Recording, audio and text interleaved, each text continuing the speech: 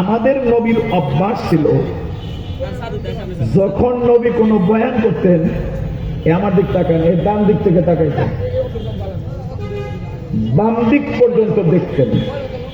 যতগুলি শ্রোতার উপরে নবীর নজর পড়ত, প্রত্যেকের চেহারা আল্লাহর নবী কোনদিন আর ভুলতেন না। যেহেতু ইহুদির ছেলেও নবীরে দেখতে আসছে, নবী যখন তাকাইছে তো ওর চোখটা নবীর চোখের উপরে আর নবীর চোখটা ওর চোখের উপরে পড়ে গেছে। নবী তো কত সুন্দর, ছোট্ট বাচ্চা পয়গম্বরের চেহারাটা দেখা মোহাব্বত অন্তরে লাগাইয়া দিছে।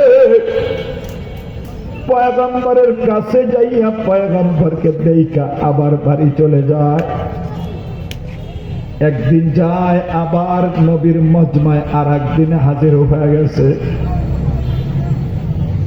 2-4 দিন যাওয়ার পরে হঠাৎ করে একদিন দেখে নবী তাকাইতেছেন, কিন্তু ওই কোনার খুঁটির মধ্যে ওই বাচ্চাটা নাই। আর একদিন দাঁড়াইছেন, দেখে বাচ্চাটা নাই। তো একজন সাহাবীকে বললেন, সাহাবী, ইহুদির একটা ছেলে তো আমারে মহব্বত করত, যার কারণে আমার মজমায় এসে দাঁড়াইয়া কথা শুনতো। ছেলেটারে তো দেখি না, আমার মহব্বতের মানুষটার অবস্থাটা কি, তুমি একটু খবর নাও। নবীরে যদি কেউ মহব্বত করে ফেলায়, তার কপালটা বালা না খারাপ? বুঝা কোন বালা না খারাপ? আপনারা সেই ঘটনা বহুবার শুনেছেন। আজকের দিনেও প্রয়োজনে আয়াত বুঝানোর জন্য 5 মিনিট শুনেন। একজন বুড়ি নবীর ভয়ে পালাইয়া পাহাড়ে যাইতেছিল, মনে নাই? পাহাড়ের কোনায় দাঁড়াইয়া আল্লাহ রাসূল জিজ্ঞেস করলেন, বুড়িমা, এই যে তোমার ডান হাতে বোঝা, বাম হাতে বোঝা, মাথার মধ্যে বোঝা, কই যাইতেছো মা বোঝালো? বুড়ি বলে, যুবক রে, তোর মতো দরদি মানুষ মক্কায় দেখি নাই। 4 মাইল হাইটা 10 নম্বর থেকে এই পাহাড়ের কোনায় আসলাম। কত যুবকের লাগে দেখা হইলো, একজন যুবক জিজ্ঞেস করে নাই, বুড়ি তুমি কই যাও? আর তোমার যখন আমার প্রতি মায়া লাগছে, তাহলে আমার কষ্টের কথাটা শুনে দাও। রাসূলের অভ্যাস ছিল, কেউ যদি নবীর সাথে কথা বলতে চাইতেন, কানটা বাঁকা করে ওর মুখের কাছে নিয়ে যাইতেন। নবী কষ্ট করতেন, যিনি কথা বলতেন তারে কষ্ট করতে দিতেন না। আখলাক। হাদিসের মধ্যে আসছে, একদিন এক বুড়ি এসে নবীরে বলে, মুহাম্মদ, তোমার কাছে আমার একটা জরুরি কথা আছে। রাসূল বললেন, এই মজমায় বলবা? না না, একা একা। রাসূল বললেন, ইজলিস বিআইয়ি তরিকাতিল মদিনা, মদিনার যে কোন রাস্তার একটা কোনায় বয়া যাও, আমি আইতেছি। এমনি তো আর নবীরে দেখে মানুষ মুসলমান হয় না। আখলাক। আমাকে দেখলে তো আপনি দৌড়ে যান, আর নবীরে দেখলে তো মানুষ কাছে।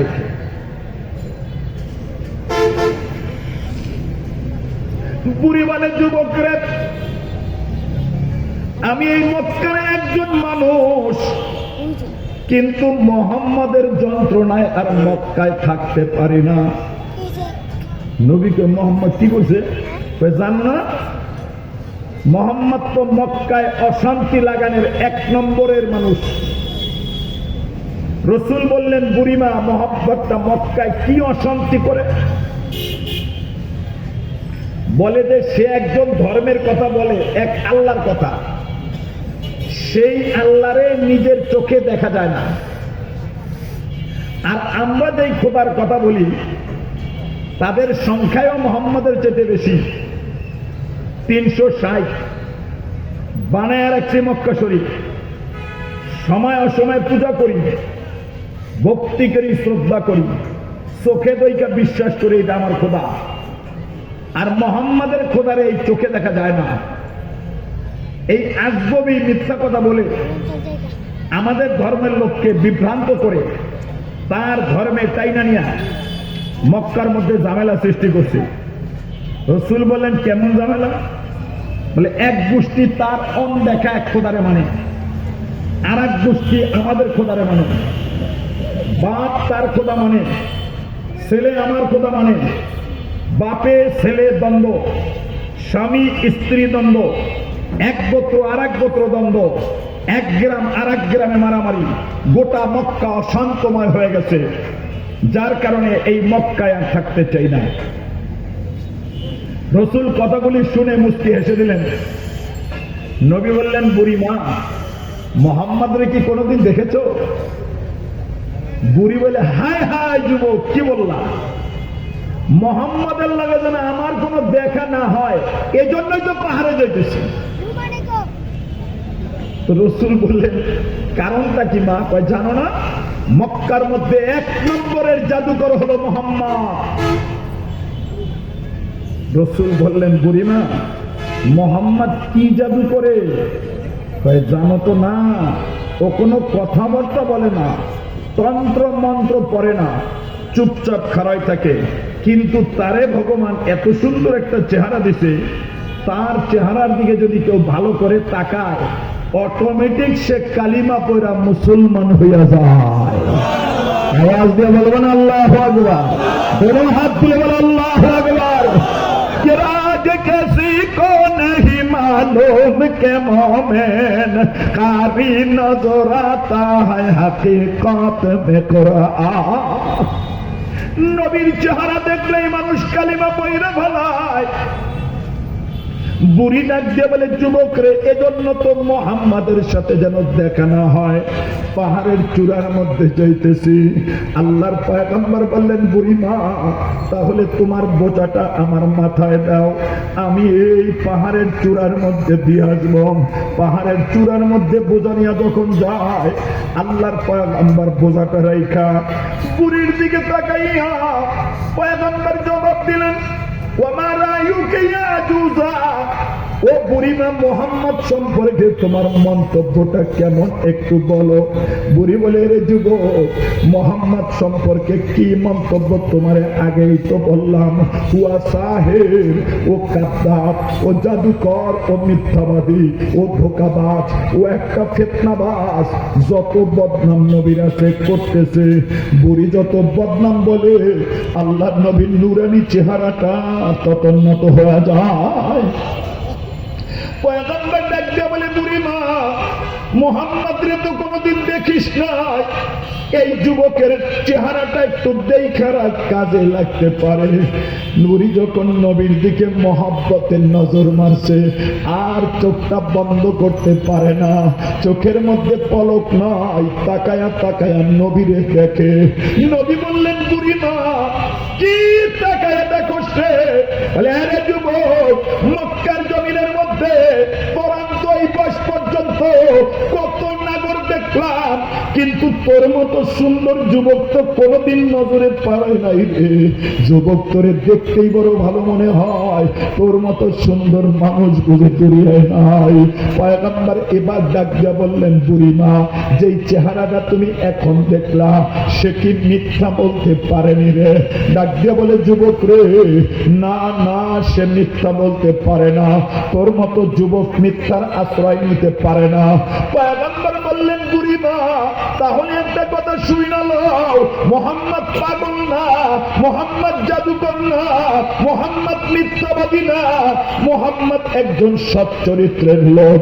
আবু জেহেল তোমার কাছে ভুল বুঝাইছে। ও মা, আমি যদি বলি ওই ইসলাম ধর্মের প্রধান হলাম আমি মোহাম্মদ, বলো ইসলাম ধর্ম সম্পর্কে তোমার মন্তব্যটা কেমন?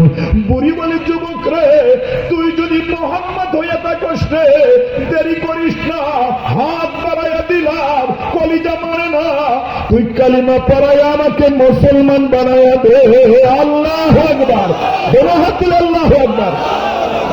ऐशा के अरब तुझ पे दो आलम की बना है, कौनाइन में हर जाते तारीफ फना है। तू शाह रसूल खत्म नबूवत का नगीना, उल्फत तेरे तस्कीन जिगर दिल की जला है। লম্বা কবিতা আব্দুল জলিল কাউকাব বয়ান করেন, শেষ পর্যন্ত বলে মাওলা গো, নবীর রওজায় একবার যাইতে মন চায়, নবীর রওজা না দেখায় কবরে নিয়েন না। এই কচু ক্ষেতের বাবারা, নবীর রওজায় যাইতে মন চায় না এমন মুসলমান আল্লাহ বুঝি বানায় নাই, কথা ঠিক না বেঠি? আপনাদের নবীর রওজায় যাইতে মন চায়? কার কার মন চায়? দুই হাত তুলে। রব্বুল আলামিন তোমার গোলামগুলো হাত উঠাইছে, মুসাফির দোয়া করতেছে, এদেরকে মক্কা মদিনা না দেখাইয়া কবরে নিয়েন না, বলেন আমিন। শেষ পর্যন্ত বলে পয়গম্বর, স্বপ্নে হলেও আপনাকে একবার দেখতে চাই।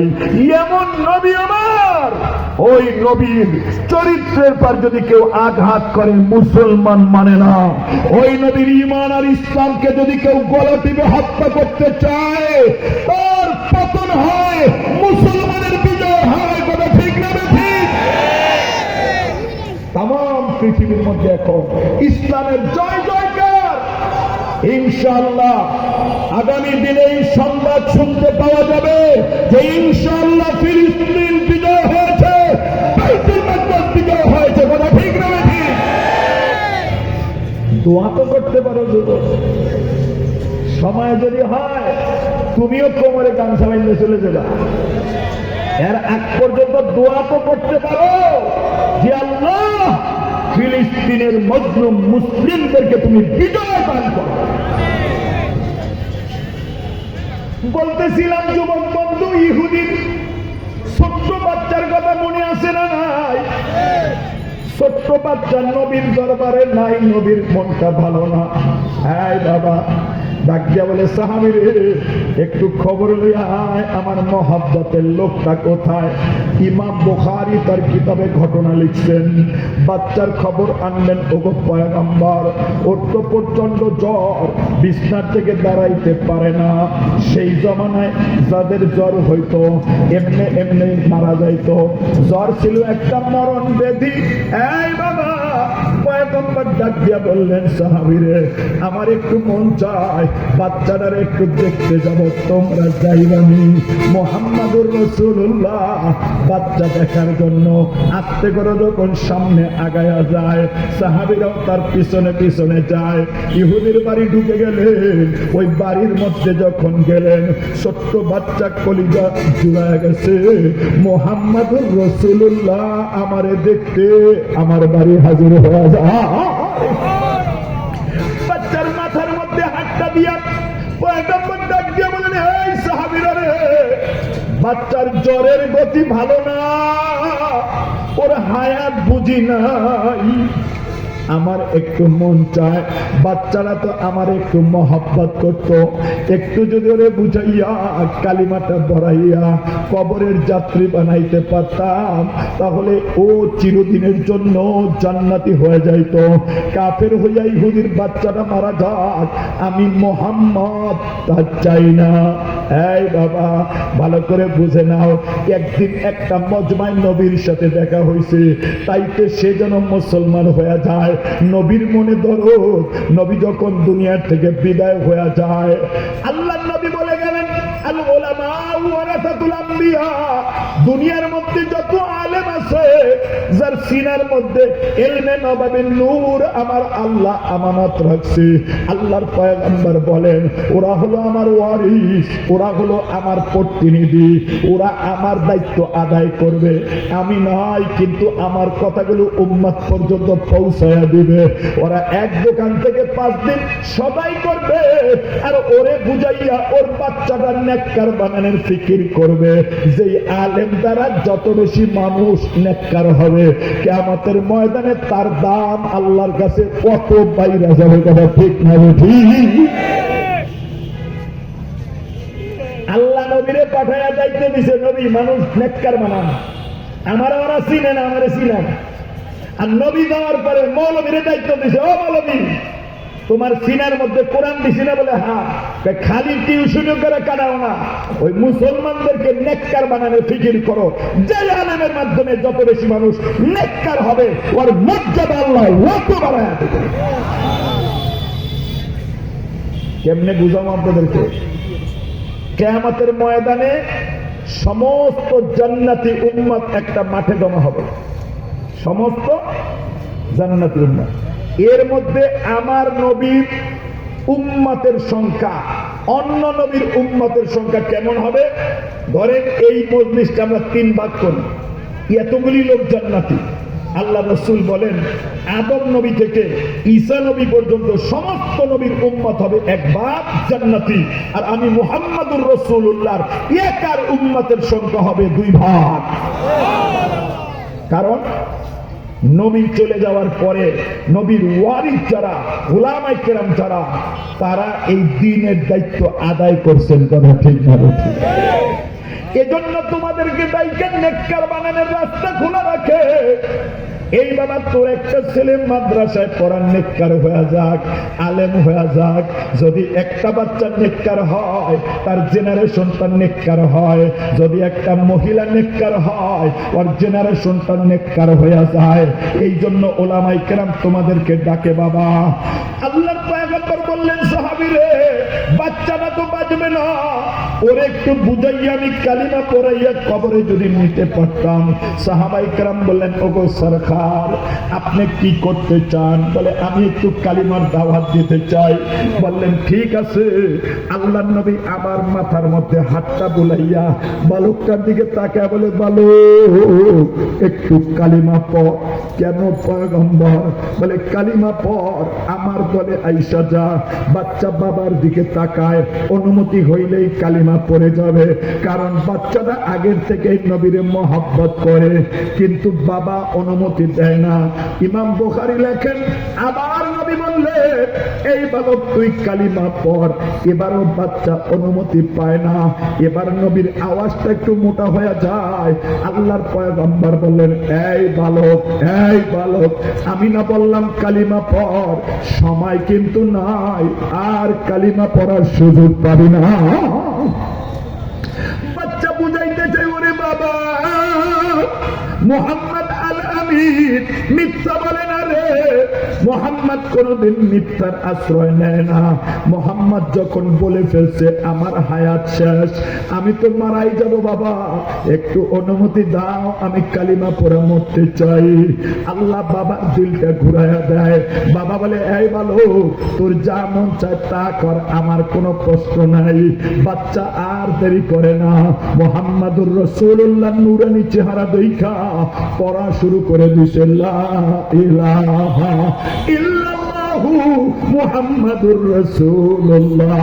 এই কালিমাটাই পড়তে পারছে। রাসূলুল্লাহ বলা শেষ। আল্লাহর পয়গম্বর বললেন, সাহাবীরে দেখলে তো আমার বালকটার জানটা কবজ কইরা ভাই আজরাইল আসমানে উড়া উড়িয়া চলে যায়। আল্লাহু আকবার। ডাকিয়া বলে, সাহাবীরে ওর কাফন কুড়াই কর, গোসল করা। মুসলমানের তরিকায় তাকে কবরে রাখতে চাই। ওর বাবার একটু বইলা দে, আমার বাচ্চার গায়ে যেন হাত না লাগায়। বলে কেন আল্লাহর পয়গম্বর? এইটা তো ওর বাবা। বলে তুমি কি বুঝো না, এই বাচ্চাটা মাত্র কালিমা পড়া মুসলমান হয়ে গেছে, ও পবিত্র। আর ওর বাচ্চাটা, ওর বাবাটা এখনো নাপাক। নাপাক হাতটা দিয়া পাক বালকটার হাতটা স্পর্শ করুক। আমি মুহাম্মাদুর রাসূল তা চাই না। আল্লাহু আকবার।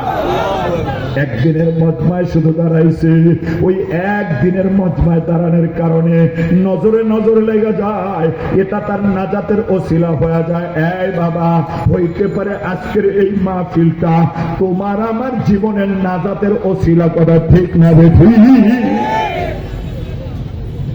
এই জন্য উলামায়ে কেরাম আপনাদেরকে কষ্ট দিয়ে প্যান্ডেল করে বারে বারে ভিক্ষা করে তারপরে মুসলমানদেরকে নেককার বানানোর ফিকির করে। কারণ ওটা নবীওয়ালা দায়িত্ব। এই পৃথিবীর মধ্যে একজন নবী দুনিয়ায় আসলেন যার বাবা নাই। বলতে পারবেন নামটা আপনারা কেউ? হযরত ঈসা। কথা বলা জোরে কান, কি ঈসা? আল্লাহর সিদ্ধান্ত বাপ সারা দুনিয়ায় দিলেন। তো বাপ সারা যদি এদেশে কারো সন্তান হয়, এই সন্তানটা কি সমাজের মানুষ গ্রহণ করে? কথা কয় না করে? আল্লাহ বললেন, মারিয়াম তোমার গর্ভে একটা বাচ্চা দিব, কিন্তু বাচ্চার কিন্তু বাপ থাকবো না। কয় আল্লাহ এটা কোনো কথা হইলো? আমি একজন সতী সতী নারী, আমার পেটে একটা বাচ্চা দিবেন, বাপ নাই তো মানুষ তো পিলে মেরে ফেলব। না, যেই আল্লাহ বাপ ছাড়া সন্তান দেয়, ওই আল্লাহ তোমার ইজ্জতের হেফাজতের দায়িত্ব নিতে পারে। কথা ঠিক না? যুবক বন্ধু, বৃদ্ধ বাবা, মারিয়াম বলে, আল্লাহ এটাও কি সম্ভব? বলে, হ্যাঁ এটাও সম্ভব। আমি যদি চাই রাতকে দিন বানাই, দিনকে রাত বানাই। আমি যদি চাই দুর্বলকে সবল বানাই, সবলকে দুর্বল বানাই। এটা আমার ইচ্ছা। ঠিক না বেঠি? ঠিক না বেঠি? ফেরাউন তো মনে করছে জীবনে মরবো না, মরছে না মরে নাই? নমরুদ মনে করছে কোনোদিন হারবো না, নেংরা মশাটা গিয়ে হলেছে। কথা ঠিক না বেঠি? এই পৃথিবীর কোন জালেম কোনদিন ভাবে নাই যে আমার কোনদিন এত তাড়াতাড়ি পতন হবে। রব বলে, আমার আসমানে যদি আওয়াজ চলে যায়, তখন যদি সিদ্ধান্ত নিয়ে ফেলি, ওইটার মোকাবেলা করার মতো কোন শক্তি, কোন সুপার পাওয়ার থাকে না। এটা ঠিক না? ঠিক। এজন্য যুবক বন্ধু, বৃদ্ধ বাবা, তোমাকে আমাকে শিক্ষা নেওয়া দরকার, শুধু ঘটনা শোনা দরকার না। আমি জুলুম করছি, তুমি আজকে হাসো, আমার পতন হয়েছে। তুমিও যদি জুলুম করো বাবা, তোমার একদিন পতন হবে। সেই দিন কিন্তু মহিউদ্দিন ভাই হাসবে। আবার উনি যদি জুলুম করে পতন হয়, তুমি কিন্তু হাসবা। এজন্য এখান থেকে প্রত্যেকের এই সবক নেওয়া দরকার। কচু গাতে খাড়ায় আছে, চাঁদাবাজিটা করো। একদিন তুমি করছো, আজকে আমি করি। একদিন আমি করছি, আজকে তুমি করো। ওই যে কাঁচামালের দোকানদারের এটা আসমান পর্যন্ত যদি পৌঁছা যায়, তোর বাচ্চা লেংরা হয়ে যাবে, তুই হঠাৎ মারা যাবি। কথা ঠিক না? ঠিক। খেয়াল করা চলো, রাষ্ট্রীয়ভাবে কেউ জুলুম কালে তাও জুলুম, ব্যক্তিগতভাবে জুলুম কালে তাও জুলুম, স্বামী যদি স্ত্রীর উপর জুলুম করে তাও জুলুম, দুর্বল যদি সবলের উপরে, সবল যদি দুর্বলের উপরে জুলুম করে তাও জুলুম। বাসের মধ্যে উঠলে ভাড়া নাই, চিনো আমার আমি কোন দলের লোক? জুলুম। কথা ঠিক না? ঠিক। দোকানে কথা কইলে 30 টাকা দিয়ে দিলে 22 টাকা। ভাই বেটা চিনোস না আমারে, তরকারির দাম কম নিবি না? জুলুম। বেটা ব্যবসা করতেছে, ডিম বেচে খায়, আমার ডিমটা খাওয়াই আমাদের, ঠিক আছে নি, কালকের থেকে এখান থেকে বসবি না। জুলুম। 25 টাকার জন্য জুলুম কামাই করলা, কিয়ামতে আল্লাহর আদালতে পলসিরা দেখে যাইতে পারবা না। নবী বলছেন, আয-যুলমাতু ইয়াউমাল কিয়ামাহ। দুনিয়ার তো দেখলা বাবা এটা ওটা, আখিরাতের ময়দানে যে জুলুম করবে ওর চোখটা আল্লাহ অন্ধের মতো বানায়া দেয়। ও তাকায়া পলসিরা দেইকা পার হইতে পারবে না, ডাইরেক্ট কাইটা জাহান্নামে নিক্ষিপ্ত হবে। কথা ঠিক না? ঠিক। মালিক ডাক দিয়া বলে, মারিয়াম রে, একটা বাচ্চা তোমারে দিব, কিন্তু ওই বাচ্চার কোনো বাবা আমি দিব না। কয় আল্লাহ, তাহলে এই মানুষের মধ্যে দিয়েন না, ওই গ্রামে দেন, কেউ যদি দেখে না। তো ধরেন এটা হলো ইব্রাহিমপুর, নাকি কচুখের 14 নম্বর পার হয়ে 10 নম্বর গেছে। আল্লাহ ওখানে একটা পাহাড় আছে, পাহাড়ের কোনার মধ্যে বসো, তোমার বাচ্চা হবে, ধরনি লাগবে না, কিচ্ছু লাগবে না, খালি দিয়ে বসো। আল্লাহ খাবো কি, পান করবো কি, পানি পাবো কই? পাহাড় ধরো। পাহাড় ধরছে, পানির ঝর্ণা চালু হয়ে গেছে। সুবহানাল্লাহ করবেন না? আওয়াজ দিয়ে করবেন না সুবহানাল্লাহ?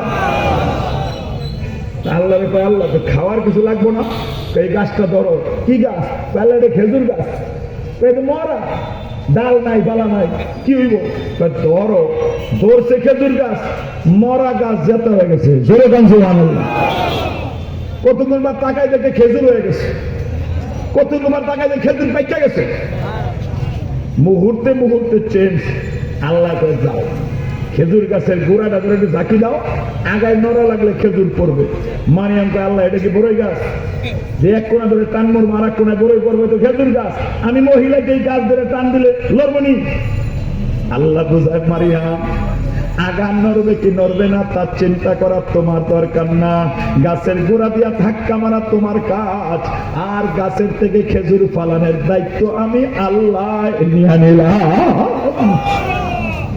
সকালবেলা যে রিক্সা রেলে বাইরে পকেটে টাকা জমা আছে, কথা কয় না আছে, জমা দিয়া 500 থাকতেও পারে, নাও তো থাকতে পারে। আল্লাহ বলে না, এই রিক্সাটা লইয়া বাইরাইয়া কচুঘাট বাজারে খারাই না তোর কাজ, আর তোর রিজিকের ব্যবস্থা আমার কাজ। আমি ঘরে নিয়ে রিজিক দেবো না, তোর বাইরে করব।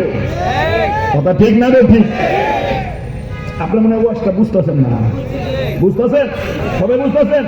হাত তোলেন, জোরে সরে কেন আল্লাহু আকবার। আওয়াজ হয় না, জোরে আল্লাহু আকবার। কি জিহাদ করবো রুলান সব কয়ে গেল, ওরা কোন আওয়াজ হয়ে যায় না, জোরে সরে আল্লাহু আকবার। এবার ঠিক আছে, তোমার কার্যক্রম নিয়ে সামনে বাড়া তোমার কাজ। যেই জায়গায় দেখবা আর কোন শক্তি নাই, আমি শুনে আপনাদের, আমি জুমা পড়াই খিলগাঁও ঈদগাহ মসজিদ, তো বসিলার থেকে বাইরে হয়েছি, গাড়িটা নষ্ট, জামু সিএনজি বাইরে দেখি 2টা সিএনজি, যেই সিএনজির একটু দাড়িওয়ালা, ওটা তো আমাকে পছন্দ স্বাভাবিক, আর আরেকটা আছে দাড়ি ছাড়া, ওটা বিড়ি খায়। আমি সর্বপ্রথম দেখছি বিড়ি খাওয়ালা রয়ে, তা আমি গেলাম, বাবা যাইবানি খিলগাঁও, হয়তো আমার কত এত ভাড়া। যখন উঠতে গেছি তখন ডান দিকে তাকায় দেয় মহিদিনের মতো দাড়ি মারি আছে, লোকটা ভালো, মুন্ডা চাইতেছে আর সিএনজিতে যাইতে, কিন্তু আল্লাহ তো কথা মতো হয়ে গেছে, এখন তো আর সিএনজি বাদ দেওয়া যাবো না, কষ্ট পাবো না। আমার কয় হুজুর এটা কথা কই, কোন কয় হুজুরের সিএনজিটা আপনি জানেন, কারণ কি? কয় সকাল থেকে কোনো টিপ পাই নাই, আমি 3 টিপ পাইছি, এখন আমি বইয়ে থাকলেও আমার সমস্যা নাই, কিন্তু হ্যাঁ সকাল থেকে টিপ পাই নাই, আপনি এই টিপটা ওনারে লয়ে যান না। আমার তো মন থেকে আগে কথা সরে লয়ে যাবো, আমি তো সুযোগটা পাই গেলাম। কি বুঝলেন? রিজিক কোথা থেকে আসে? সিএনজিরা তালা মায়েরা ঘরে ঘুমাইবে, মালিক রিজিক দিবে না। সকালবেলা 8টা বাজে ইব্রাহিমপুর দোকান খুললা, একটা কাস্টমার নাই। 50টা বার্গার আনছো, 70টা সমোসা আনছো, 100 সিঙ্গারা, কোনো কাস্টমার নাই। আল্লাহ কয় দোকান লয়ে বয়া থাক, তোর রিজিকের দায়িত্ব আমি আল্লাহ আসমান থেকে সাহায্য করবো। আল্লাহু আকবার। এজন্য মালিক বুঝায় মারিয়াম রে, গাছের গোড়া ধরে ধাক্কা মারা তোমার কাজ, খেজুর পড়বে কি পড়বে না, খাইতে পারবা কি পারবা না, ওই দায়িত্ব নিয়ে চিন্তা করার দায়িত্ব তোমারে আমি আল্লাহ দেই নাই। তুমি খেজুর গাছের গোড়া ধরে ধাক্কা দাও, আমি রবের কুদরত দেখতে পাইবা। আসমানের তাকায় দেখে আগা নড়তেছে, শুধু নড়ে না, আগার থেকে খেজুর গুলো চতুর্দিকে পড়ে না, যা পড়ে মারিয়ামের কাছাকাছি পড়ে। আল্লাহর কুদরত দেখতে পাইয়া আল্লাহর বান্দি খুশি হয়ে যায়। এখান থেকে ওলামায়ে কেরাম মাসআলা বের করছেন, ঘরের মধ্যে বইয়া বইয়া তুসবিহ দিলে আল্লাহ খাওয়ান দেব না, ঘরে বইয়া জিকির করলে আল্লাহ খাওয়ান দেব না। রিজিকের জন্য যেখানে যাওয়া দরকার সেই জায়গায় যাইতে হইব। এরপরে চেষ্টা যখন শেষ হইব, কাঁচামাল বেচা হয় না, বেচা হয় না, বেচা হয় না, লস লস, দেখবেন শেষ সময় একজন পাগলা কাস্টমার আয়া পড়ছে, আয়া করে তোমার ব্যানে যা আছে সব আমারে দিয়ে দাও। এরকম হয় না? হয় না? কথা হয় না? হয় না? হয় না? আল্লাহ দিয়ে দেয়। এই জন্য চেষ্টা করা বান্দার কাজ, পূরণ করা কার কাজ? কথা কয় না কার কাজ? আল্লাহর কাজ। প্রস্রাব বেদনা উঠছে, বাচ্চা হয়ে গেছে, বাচ্চা তো সুন্দর, নবী না, দেখা মনটা খুশি। বাচ্চাটা লইয়া মানুষের দরবারে যায়, মানুষ ডাক দিয়া বলে মারিয়াম রে, তোমার বাবা তো কোনো চরিত্রহীন না, মা কোনো খারাপ না, কিন্তু কোথার থেকে একটা জারজ সন্তান লইয়া গ্রামে হাজির হয়ে গেল। মারিয়াম বলে আমারে প্রশ্ন করো না, ইন্নী নাযারতু লির-রহমানি সাওমা, আমি তো আমার আল্লাহর নামে রোজা রাখছি। কারে প্রশ্ন করব? বলে একদিনের বাচ্চাকে তুমি প্রশ্ন করো, এই বাচ্চাটা কথা বলবে। ছোট্ট বাচ্চা, একদিনের বাচ্চা। মানুষ বলে মারিয়াম একদিনের বাচ্চা কি কথা বলে রে? বলে আল্লাহ বলাইলে বলতে পারে, কথা ঠিক না রে? ঠিক। ছোট্ট বাচ্চা ডাক দিয়ে বলে ইন্নী আব্দুল্লাহ আতানিয়াল কিতাব ওয়া জালানি নবিয়্যা, ও আল্লাহর গোলাম রে, তোরা কি আমারে চিনোস না? আমি আল্লাহর বান্দা ঈসা, আদিয়াতের কাতার থেকে নামটা কাটাইয়া নবীর কাতারের নামটা লেখাইয়া আমার আল্লাহ নতুন ধর্ম দিয়া তোমাদের হেদায়েতের জন্য এখানে পাঠায়া দিয়েছে। জোরে বলেন আল্লাহু আকবার। একদিনের বাচ্চা কথা কয় কে বলাইলে? আল্লাহ বলাইলে। এই যে মারিয়াম আলাইহিস সালামের সন্তান হযরতে ঈসা জন্ম নিলেন, বাপ লাগছে? কথা কয় না।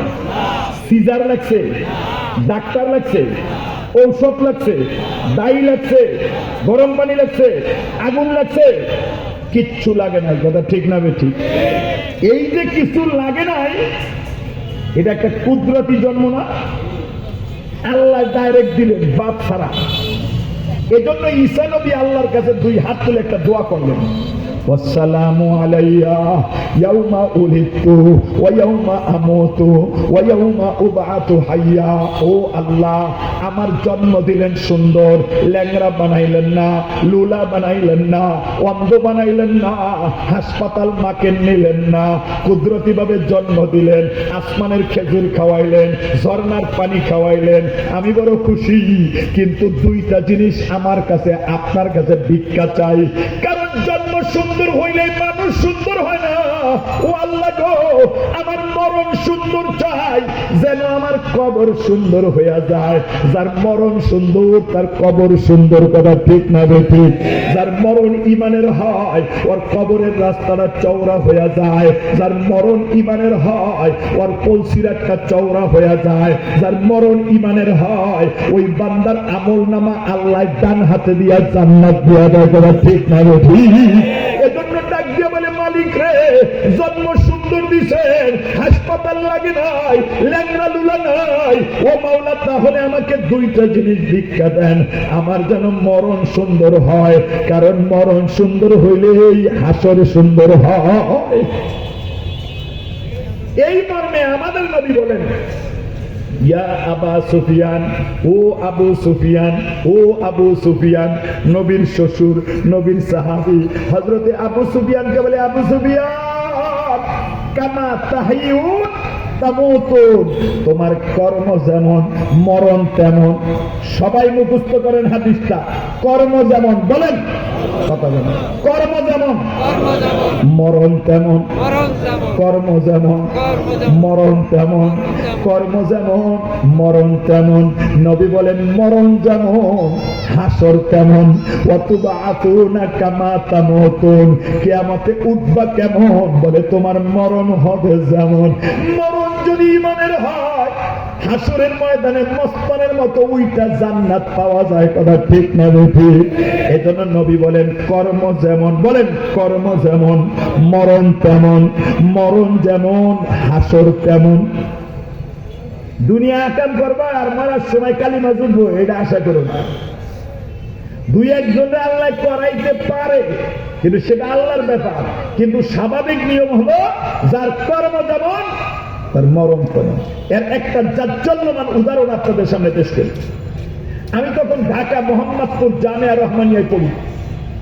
আমাদের দেশের বহু মানুষ এই অঞ্চলে তখন ব্যবসা করে। এর মধ্যে আমার একটা চাচা ছিল, দাদন মিয়া। ও কোনার মধ্যে ব্যবসা করতো, কাঁচামাল বেচতো। গ্রামের মানুষ তো দেখি না, তখন দামালকোট এইগুলি সব বস্তি। যারা অল্প বয়সের আয়ের ইনকামের মানুষ ওখানে এসে রুমের মধ্যে থাকতো। আমি এসে রিক্সার গ্যারেজে ঘুমাইতাম। গ্রামের মানুষ তো দেখি না, বাপ মা রয়েছে দেশে, দুই চারজন মানুষ যা আছে গ্রামের সবল হয়ে ওই ভাড়া দিয়ে আয়া করতাম। আর কখনো কখনো একটা নতুন পুরানি এয়ারপোর্ট দিয়ে আইটা পরে হেনে করতাম। এর দোকানে